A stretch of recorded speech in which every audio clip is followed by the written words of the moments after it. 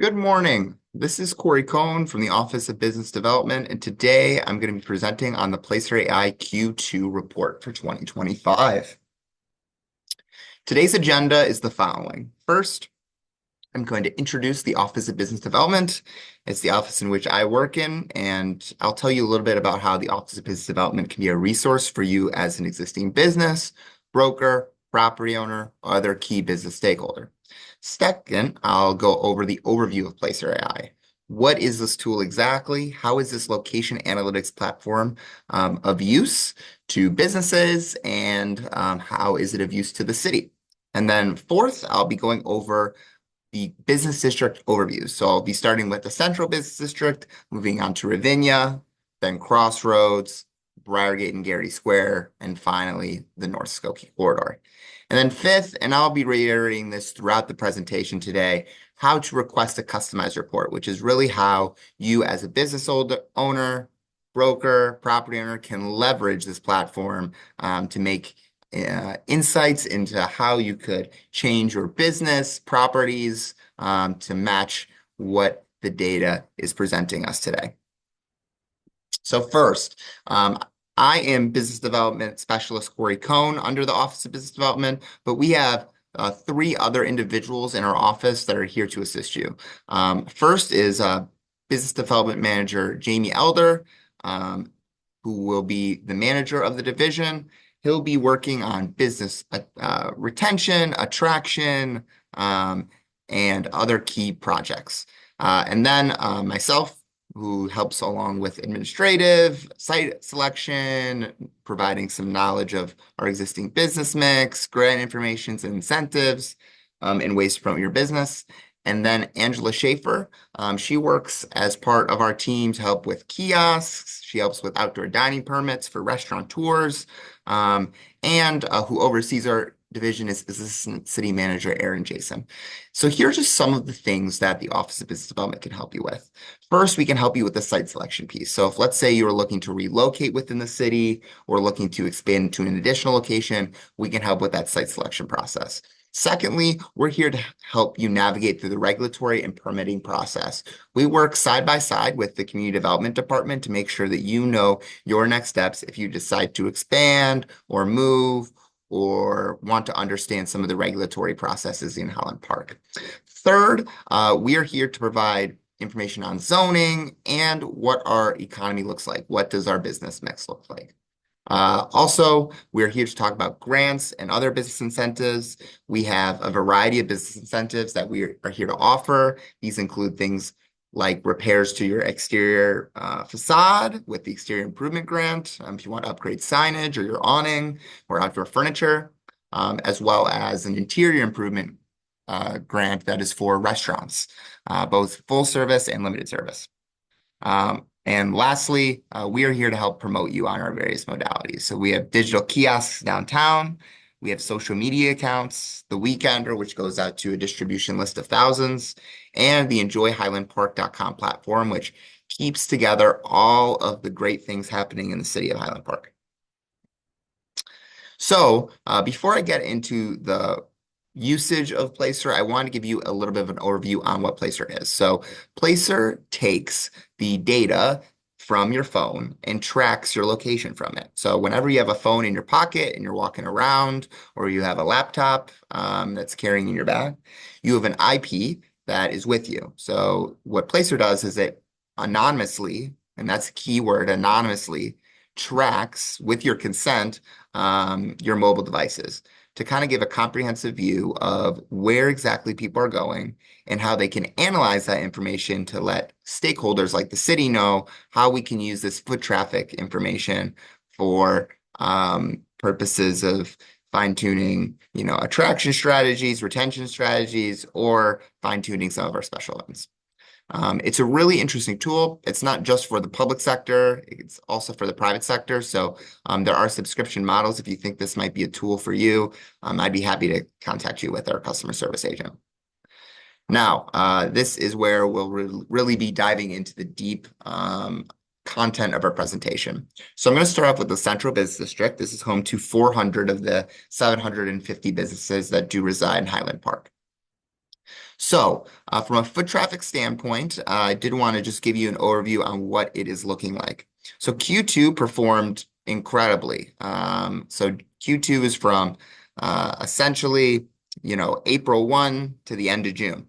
And what we're seeing is that both the amount of visitors, so individual people, but also visits per year, dramatically increased. So for visits, we saw almost an 8% increase from 2024. And visitors, we have over 30,000 new visitors who visited the Central Business District. This is really encouraging.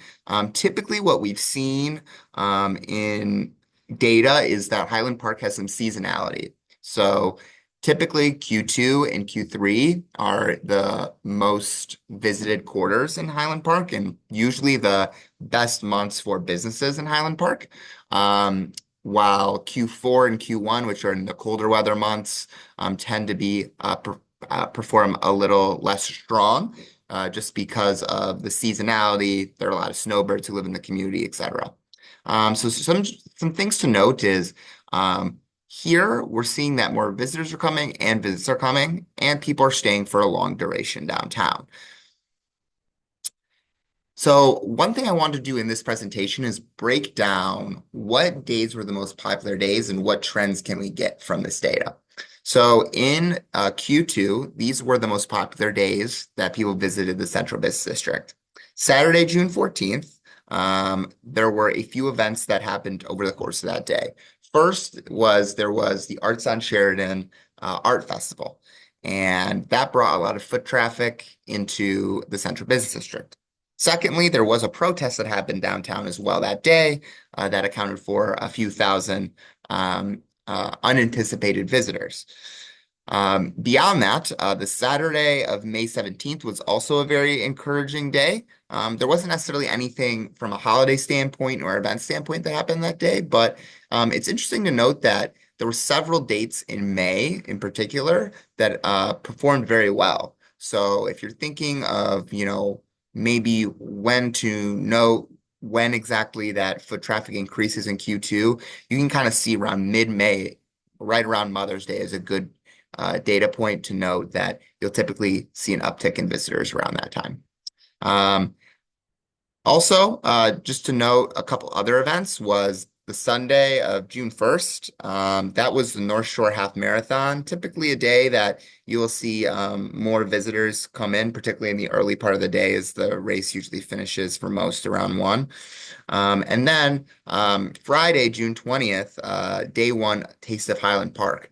What we got from our data was that day 1 of the Taste on that Friday from 5 to 10 p.m.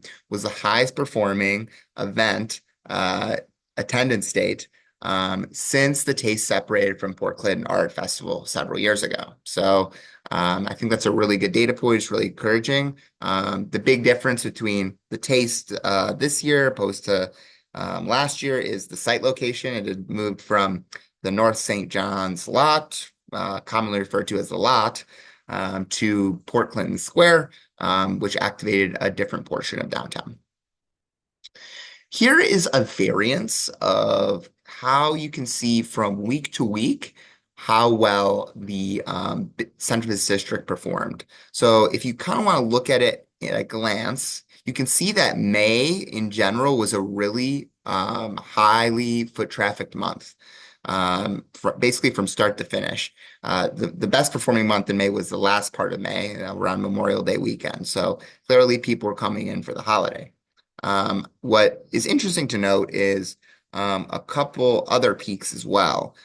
You'll see a peak of about 6% increase in April, in the later half of April, and then as well a marginal 3% increase in the third week of June. So those were the best performing. The lowest performing were the end of April, the last week in April, and middle of June. I can speak for the middle of June piece that was a pretty poor weather week, and typically that's going to affect your foot traffic.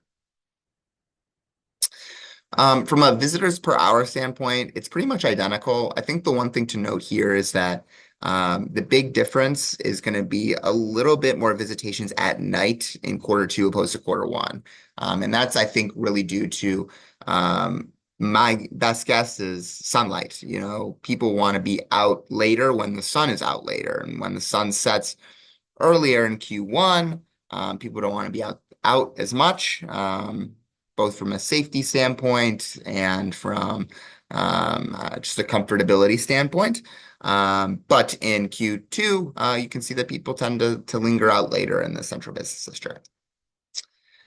Here are some notes for visits by day in the central business district. So every day outperformed in general because Q2 saw more visitors than Q1. But just a few things to note that I thought were very interesting.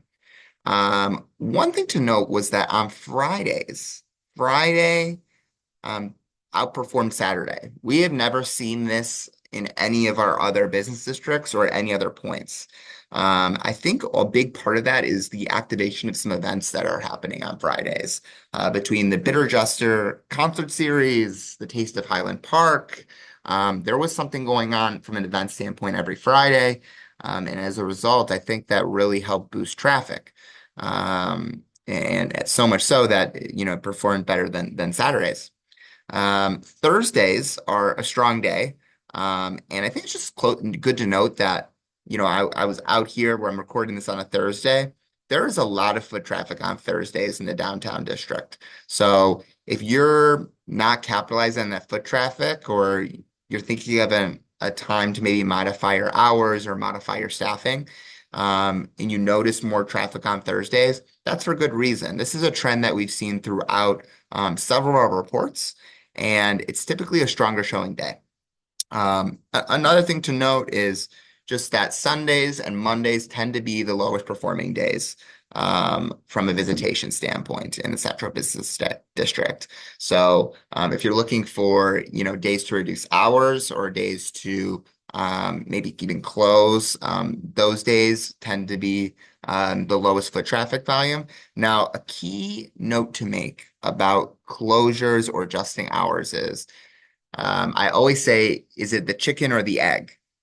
Is it that many businesses are already closed on Sundays and Mondays that there is less foot traffic volume, or is it the reverse? So I think you just got to kind of rationalize, with your internal staff and figure out a plan in that regard. So how do visitors travel to the central business district? So this can help you kind of figure out where on the path to my store are people traveling from. And maybe that's good opportunities for marketing. First is going to be west, east, and central. So typically people are coming from 41 Highway or, Central Avenue turning into Deerfield Road. Those are going to be the two most popular routes. Secondly, Green Bay is also a heavily trafficked and traversed corridor. So if you're looking for, stops along the way of Green Bay to capitalize on maybe some marketing opportunities, that's another area, as well as north and south on Park Avenue as well, coming off 41. So where do visitors in the Central Business District travel before and after their visit?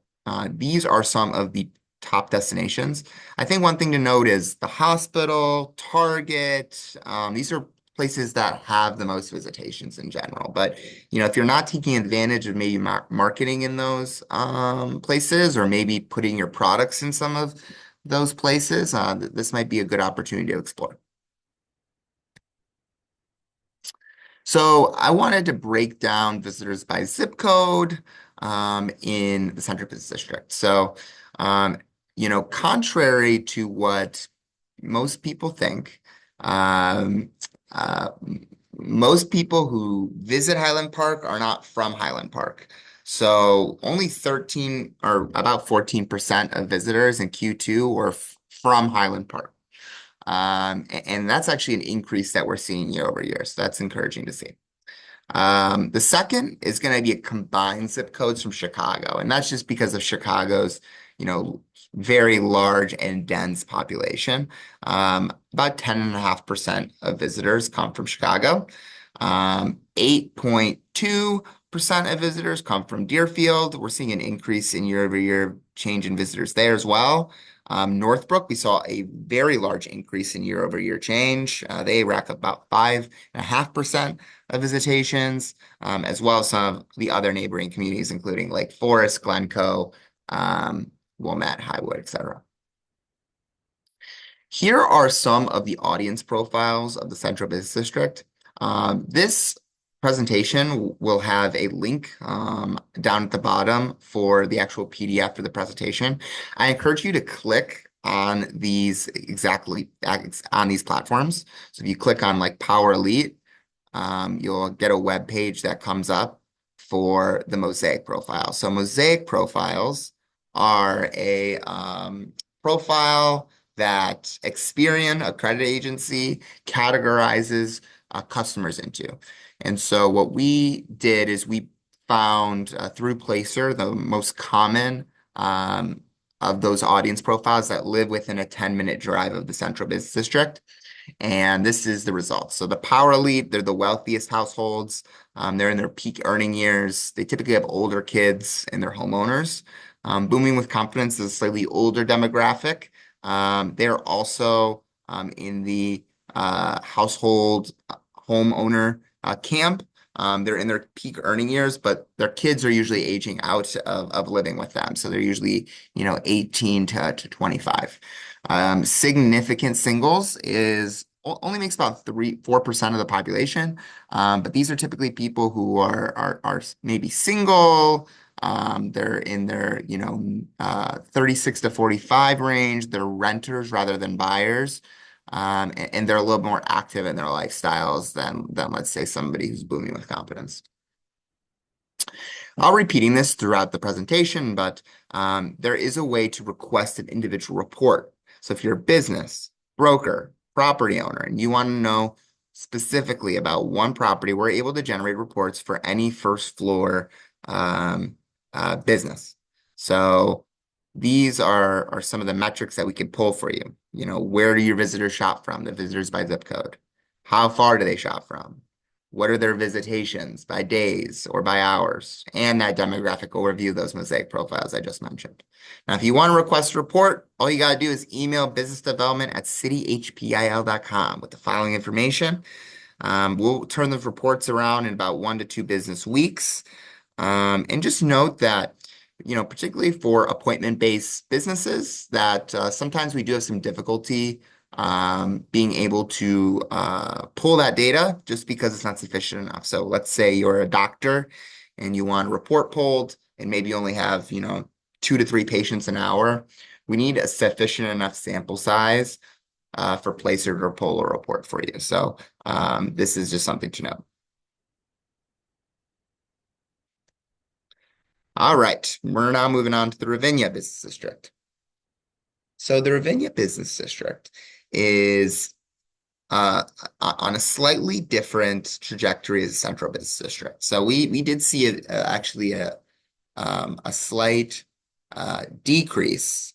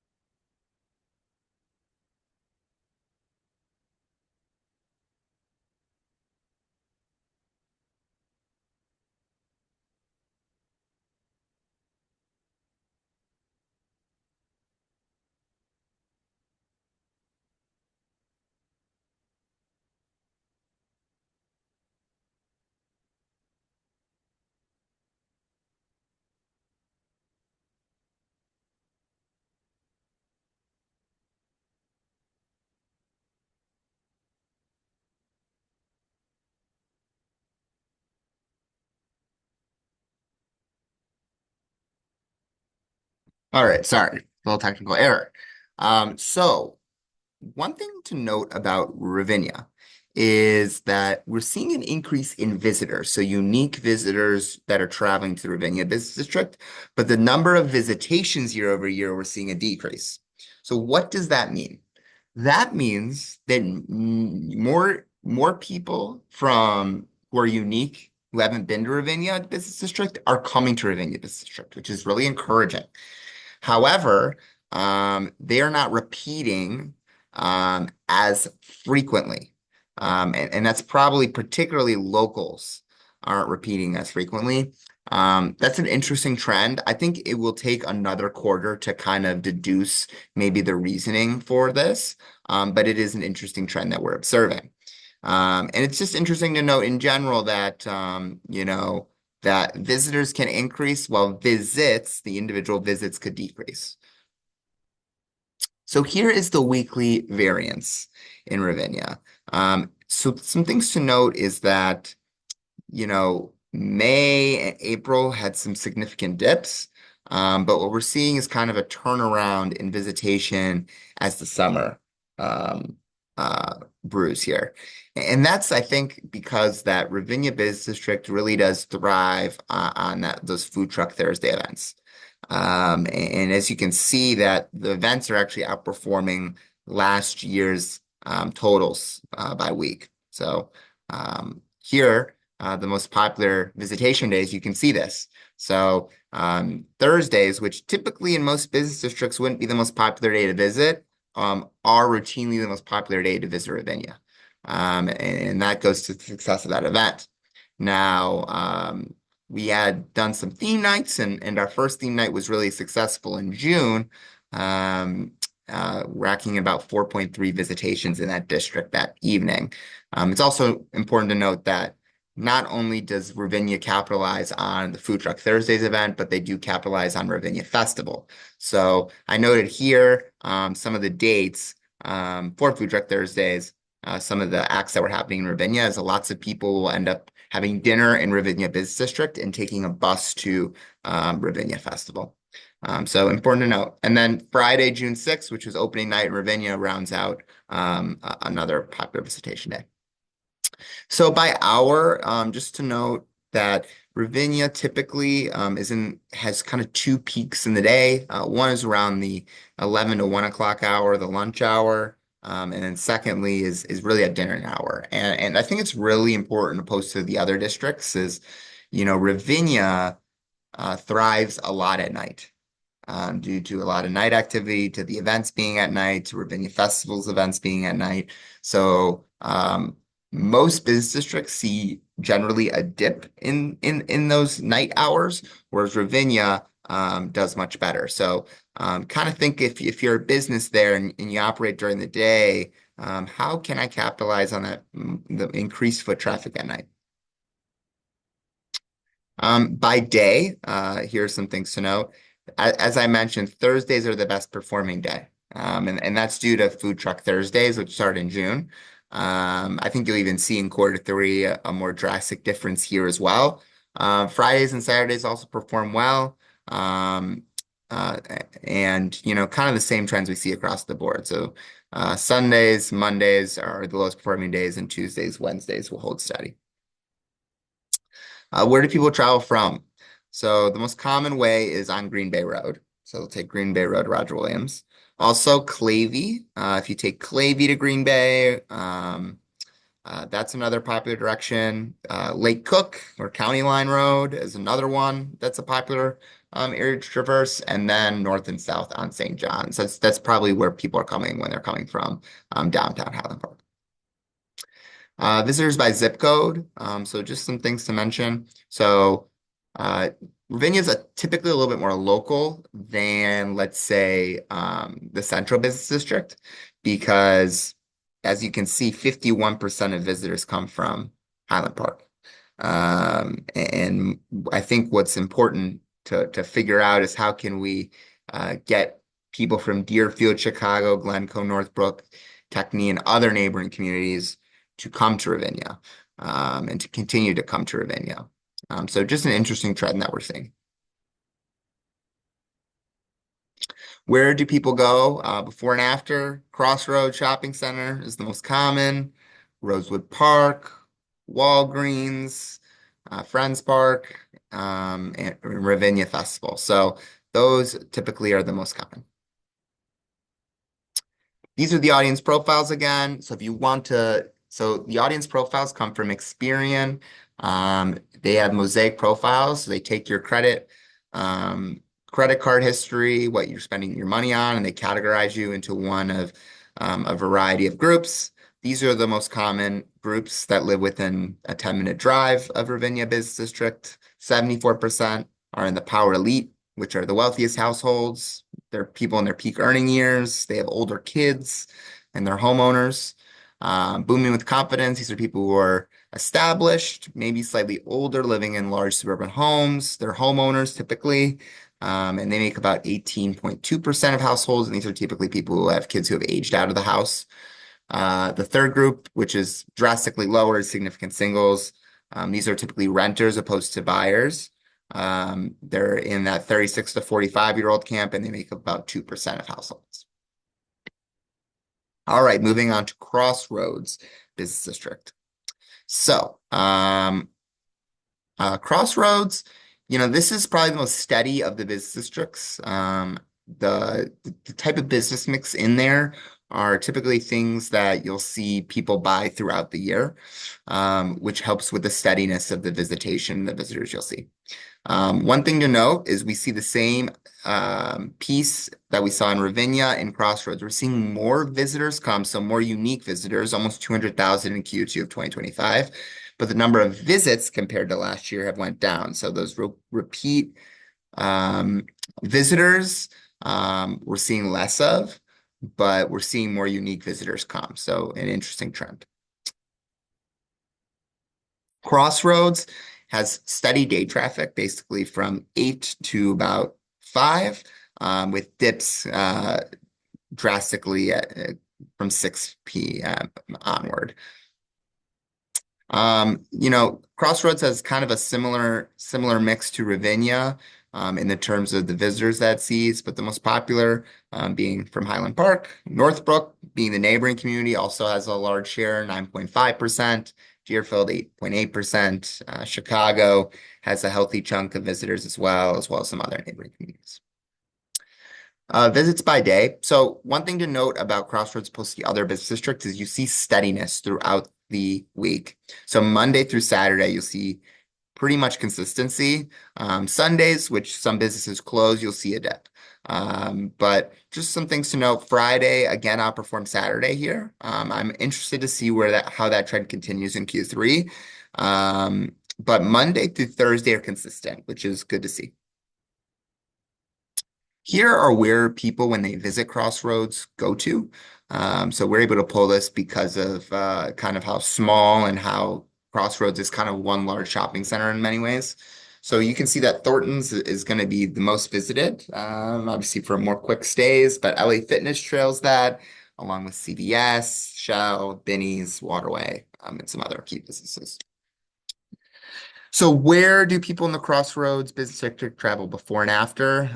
They usually will go across that Lake Cook Road to Northbrook Court, or a medical building in Northbrook. Deerbrook Shopping Center is common, and in Jewel Osco and Highland Park.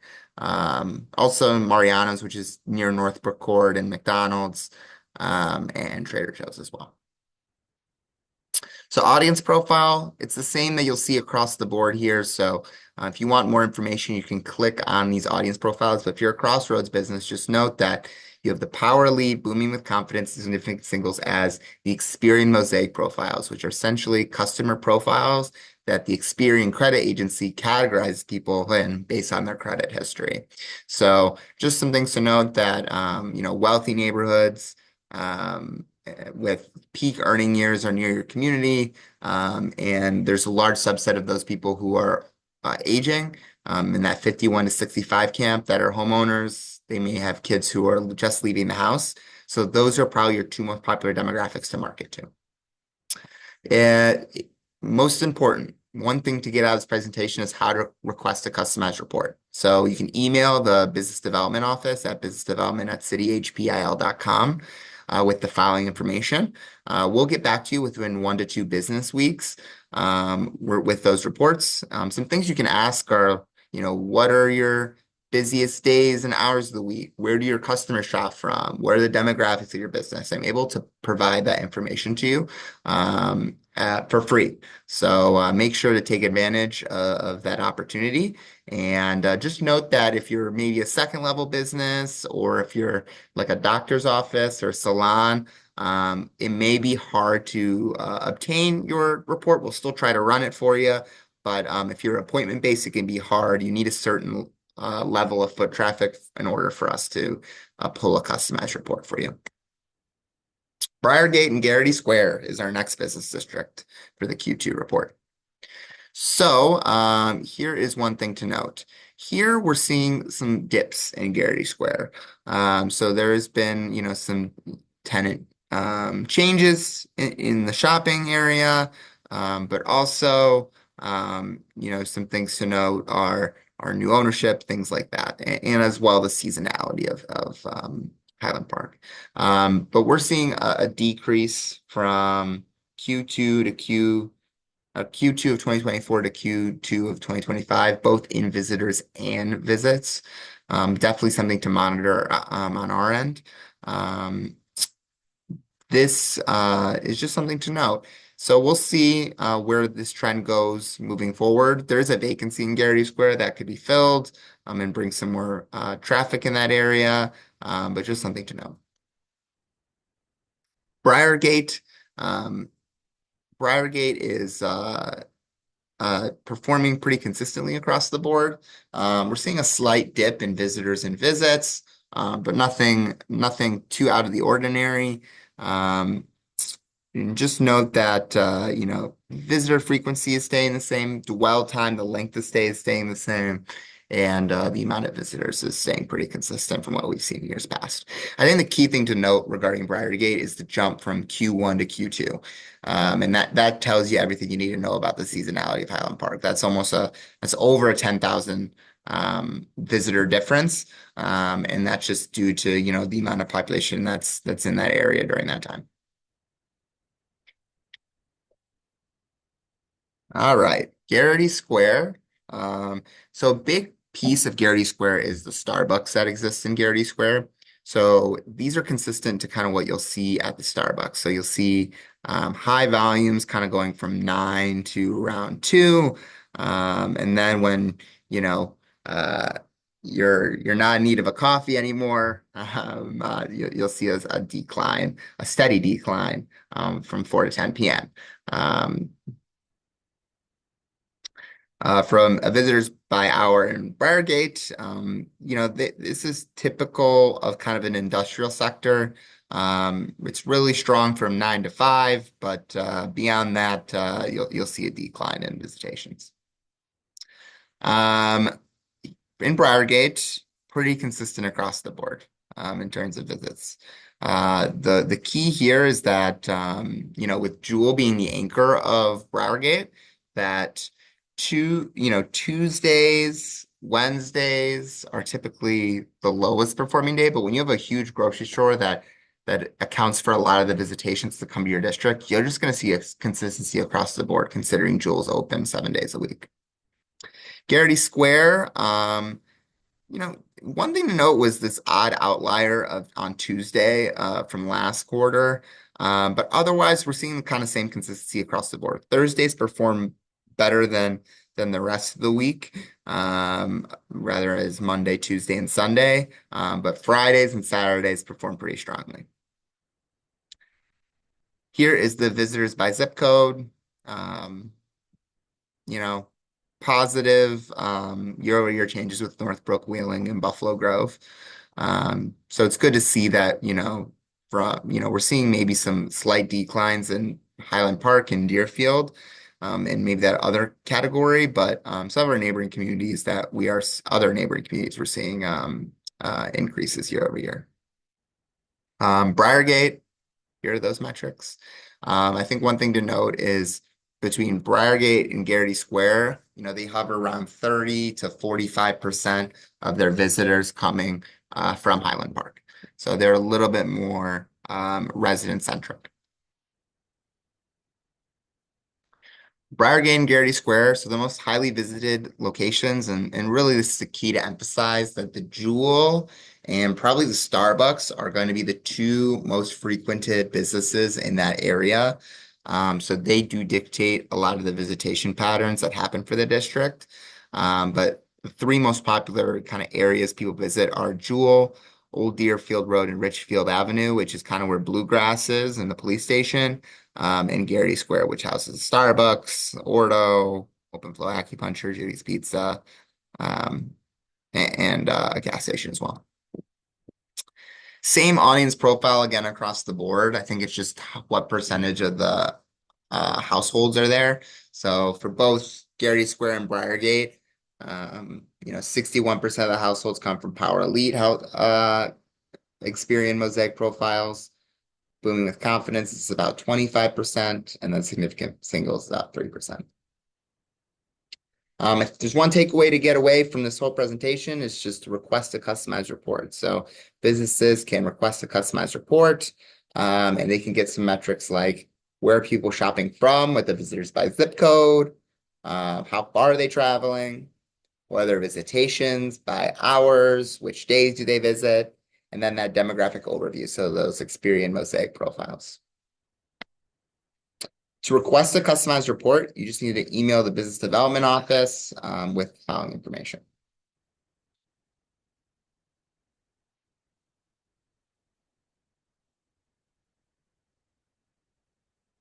Okay, well, that wraps up our presentation. Thank you so much for listening. I think the key reminder here is if you're looking to, if you want a customized report, just make sure to email the business development at cityhpil.com email address with your name and your address and some questions we can answer for you. And we'd be happy to answer those questions. It's a great tool, so make sure to use it. I'm intrigued to see how Q3 performs, as that's where the bulk of city events will be. We'll do an in-depth section on that in our next report. But thank you very much for your time, and we'll have a PDF below for you to click on if you want to access the PDF later on, and make sure to take advantage of those reports. Thank you so much and have a good one.